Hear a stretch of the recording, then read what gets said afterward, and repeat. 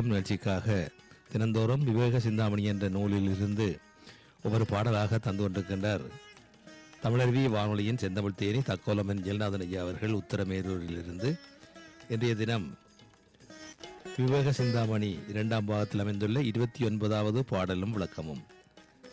பாருங்கள், கேட்போம். அமுதே வருவாய் நிறைவாய் தருவாய். உலகெங்கும் உள்ள தமிழ் உறவுகளுக்கும் ஜெர்மனி தமிழருவி வானொலிக்கும் இயக்குநர்கள் தமிழ்வேல் திரு நைனை விஜயன் அவர்களுக்கும் தமிழ்ச்சுடர் திருமதி சசிகலா நைனை விஜயன் அவர்களுக்கும் நேயர்களுக்கும் மற்றும் உள்ள அனைவருக்கும் என் வணக்கம்.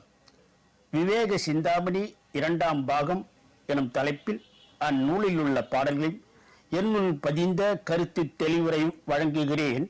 தக்கோலம் என் ஜலநாதன், உத்திரமேரூர், தமிழ்நாடு. விவேக சிந்தாமணி 2ஆம் பாகம், பாடல் 29. செருப்பின் பயன்கள்.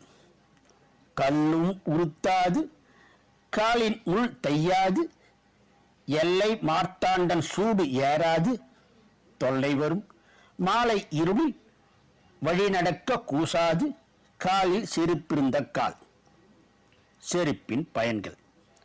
கல்லும் உறுத்தாது, கல்லும் உறுத்தாது, காலில் முள் தையாது, எல்லை மார்த்தாண்டன் சூடு ஏறாது, தொல்லை வரும் மாலை இருளில் வழி நடக்க கூசாது, காலில் செருப்பிருந்த கால்.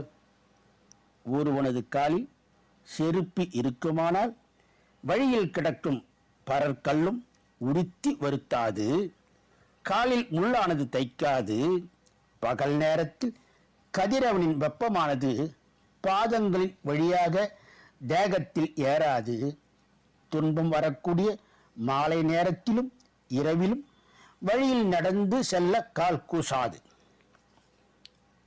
மீண்டும் பாடலை பார்ப்போம். செருப்பின் பயன்கள். கல்லும் உறுத்தாது, காலின் முள் தையாது, எல்லை மார்த்தாண்டன் சூடு ஏறாது, தொல்லை வரும் மாலை இருளில் வழிநடக்க கூசாது, காலில் செருப்பிருந்த கால். இத்துடன் இன்று நிறைவு செய்து தொடர்ந்து வரும் நாட்களில் விவேக சிந்தாமணி 2ஆம் பாகத்தில் உள்ள பாடலையும் என்னுள் பதிந்த கருத்து தெளிவுரையும் பார்ப்போம். வாய்ப்பளித்த ஜெர்மனி தமிழருவி வானொலிக்கும் மற்றும் உள்ள அனைவருக்கும் நன்றி, வணக்கம். தக்கோலம் என் ஜலநாதன், உத்திரமேரூர், சங்கத்தமிழ் இலக்கிய பூங்கா.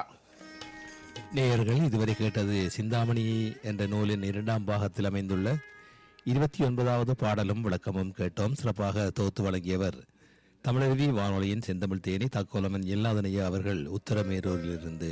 நன்றிகள் ஐயா. மீண்டும் இணைந்து கொள்வோம். நன்றி, வணக்கம். நேயர்கள் கேட்டுக்கொண்டிருப்பது காலை கதம்பம் பல்சுவை கதம்ப நிகழ்ச்சி. இது தமிழருவி வானொலி, ஜெர்மனி.